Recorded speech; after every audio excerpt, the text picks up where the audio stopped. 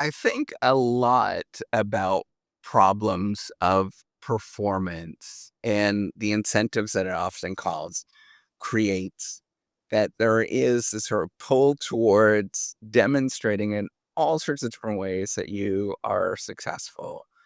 One of the best advice, and I think it's really really comes from my parents as well. My dad used to just sit out in the garden and watch his garden at night. That was his thing. He would just sit there and kind of watch. He passed away at a fairly young age when he was 65. But part of what he just learned was just that there's a lot of just goodness in this world. One of the lessons that was taught to me and reiterated is that you can make your home wherever that you actually are. And there's not a lot of difference between, performing at a spectacular level that we all want to perform at and sort of fall prey for all of those things, or just do your thing wherever it actually is and live a happy and healthy life. It's really fascinating to me in terms of how I deal with this in my own head. I really struggle with this because I desperately want, like, it's such a crazy urge for so that in my head I want to sort of structure the way that my career kind of works in this sort of academic research career. There's all these schools that are really well known and well received. There's lots of great people at these different schools. I'm not going to name any of them, but you would highly recognize them. And in my head, I want to be recognized and work for and be part of all of these schools, right? Like they're so, it's such a crazy thing, this kind of urge in my head. And yet, I'm in a perfectly good situation at this moment. I have a happy family. I have, um, I have a, happy wife that is thriving. Um, I have very little to, you know, to, to say or want, but there is this crazy urge in my head that is this amalgamation of this fictitious culture and fictitious world that exists. And it's so interesting how performance really torments us in the way that it actually looks like that there is this what we end up doing in our heads, at least in my head, and I think I'm fairly representative of probably on the weird side, let's just say that, the sort of crazy, unusual side of things, but, yeah, I'm fairly representative of the bottom half of the population, I guess. But what I end up doing is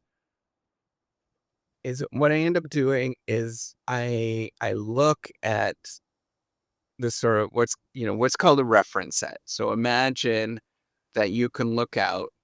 There's 2 ways that we traditionally sort of think about how, um, we make inferences about the world. I think it's pretty, it's not rocket science. The first way is you make inferences based on what you have done and where you are going, and that's kinda self-referential, right? We all kinda do that stuff, but then we also turn to everybody else around us and all of the sort of fancy people that are around us, and we construct using what's called social comparison. We construct this fancy world in our head. And this fancy world, there's not, as far as I know, I think that there's many different ways that we kind of self-construct these things. Um, we we have a very imperfect understanding of how this actually works, but I think, you know, I don't think we're meant to have a perfect understanding because the world is very nuanced, and we probably do everything uh, in many different ways. So, what we do is we gather insights from this collection of people or imaginary people in our heads, imaginary companies, imaginary entities, whatever you want to call them, in our heads, and we collect them in our heads. We process that, and we come up with this kind of weird group that we compare ourselves to, and weird amalgamation. So back when I was in ninth grade, my French teacher was actually really he was my computer science teacher too. Eventually, um, he was actually a great teacher in many different respects. Kind of an interesting, quirky character. Um, you would probably say that, Mr. Surgeons, an interesting character. But what when the exercises I had to do, we had to do is take all of the most beautiful features of a magazine of all these different people that you see in a magazine, put it together, put glue and put it together and create a face. And what you end up doing, you see all these beautiful people in these magazines back when we had magazines, and you put it together and you create this. It's almost like this creature that you see this face, and the nose is too small for its face, the ears are too big, the hair is all in messy, like, it was just really bizarre looking face, but it was amalgamation of all the most beautiful people, and I think all of that, when we learn from others, we sort of pick and choose all of these features of a complicated entity, and we put it together. We have this kind of like creepy social comparison that we're looking to in our head, that when the moment serves us, we sort of choose the best feature. We're like, we're going to focus on that. And really it's a sort of collection that it's the whole being that actually matters. And sometimes there's the thing that we think is weakness is not necessarily a weakness. Um, it's actually the absolute strength, right? Remember, I don't like that term weakness too much anymore, but all of these things is sort of put together and we create this entity that just doesn't really it doesn't exist. First of all, it's imaginary entity, but it also is this screwed up entity that probably does not function and is the most bizarre thing you've ever seen. And we compare against this, we think like this is the way that life should be, this sort of weird amalgamation. In reality, it doesn't exist. And not to mention, this is the more powerful thing that I want you to take away, is that it often corrupts us and gets us to imagine this fictitious world rather than thinking about how it is our life is actually already amazing.